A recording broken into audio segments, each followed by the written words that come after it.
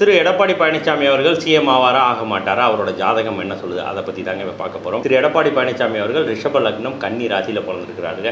லக்னாதிபதி ரிஷபம் 11ஆம் இடத்துல வெற்றி ஸ்தானத்தில் பவர்ஃபுல்லாக உச்சமாக உட்காந்துருக்கிறாருங்க.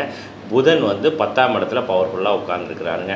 நடப்பு திசையும் புதன் திசையில் சுக்கிர புத்தி போயிட்டுருக்கு. 10ல் உட்காந்துருக்கிற புதன் அரசியல் புத்திசாலித்தனம், ஸ்ட்ராட்டஜி, அட்மினிஸ்ட்ரேஷன் பவர் இது எல்லாத்தையுமே கொடுத்துருங்க. அதாவது நேரடியாக பேசாமல் கூட ஒரு ஆட்டத்தை கண்ட்ரோல் பண்ணக்கூடிய சக்தியை புதன் கொடுத்துருங்க. புத்திசாலித்தனமாக காயை நகர்த்த வைக்கக்கூடிய கேப்பபிலிட்டி இந்த புதனுக்கு உண்டுங்க. 11ல் உட்காந்துருக்கக்கூடிய சுக்கிரன் மக்கள் ஆதரவு, கூட்டணி சப்போர்ட், பெரிய நெட்வொர்க் இது எல்லாத்தையுமே கொடுத்துருங்க. வெளியே அமைதியாக இருந்தாலும் உள்ளுக்குள்ள ஒரு பெரிய நெட்வொர்க் சிஸ்டம் இவர் ஜெயிக்கணுங்கிறதுக்காகவே ஒர்க் பண்ணிட்டு இருக்காங்க. ஆனால் ஒரு சின்ன ட்விஸ்ட்டுங்க, 8ல் உட்காந்து ராகு அந்தரத்தை நடத்துறாருங்க. கடைசி நேரம் பொலிட்டிக்கல் ட்விஸ்ட்டு, உள்ளுக்குள்ளேயே எதிர்ப்பு, திடீர் மாற்றம், அன்எக்ஸ்பெக்டட் கான்ட்ரவர்சி, வம்பு வழக்கு, கோர்ட்டு பிரச்சனை, சடன் டேர்னு, மேலே இருக்கிறது கீழே பரவுறது, கீழே இருக்கிறது மேலே பரவுறது, இந்த மாதிரியான ஏதாவது ஒரு விஷயத்தை ராகு பண்ணி விட்டுருவாருங்க. அரசியலில் இவர் மீண்டும் பவர்ஃபுல்லான ஒரு சென்ட்ரல் பொசிஷனுக்கு வரதுக்கான வாய்ப்புகள் இருக்குங்க. சிஎம் சேருக்கு மிக அருகில் செல்ற யோகமும் இருக்கு. ஆனால் நேரடியாக ஸ்மூத்தாக கிரவுண்ட் கிடைக்கிறதுக்கான வாய்ப்புகள் குறைவுங்க. ஒரு சஸ்பென்ஸ், ஒரு ட்விஸ்ட்டு, இல்லை யாரோடையாவது எதிர்பார்க்க முடியாத ஒரு சப்போர்ட்டு, இதெல்லாம் சேர்ந்து தாங்க அவர் அந்த சீட்டில் கொண்டு போய் உட்கார்றதுக்கான வாய்ப்புகள் இருக்குங்க. 4ஆம் நம்பர் அப்படிங்கிறது ராகுவோட நம்பருங்க.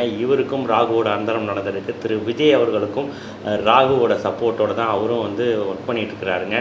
இந்த 4ஆம் தேதி அப்படிங்கிறது திரு எடப்பாடி பழனிசாமி அவர்களுக்கும் திரு விஜய் அவர்களுக்கும் என்ன மாதிரியான பாக்கியத்தை வாரி வழங்க காத்துக்கிட்டு இருக்குங்க. அது நாளைக்கு தெரிஞ்சிருங்க.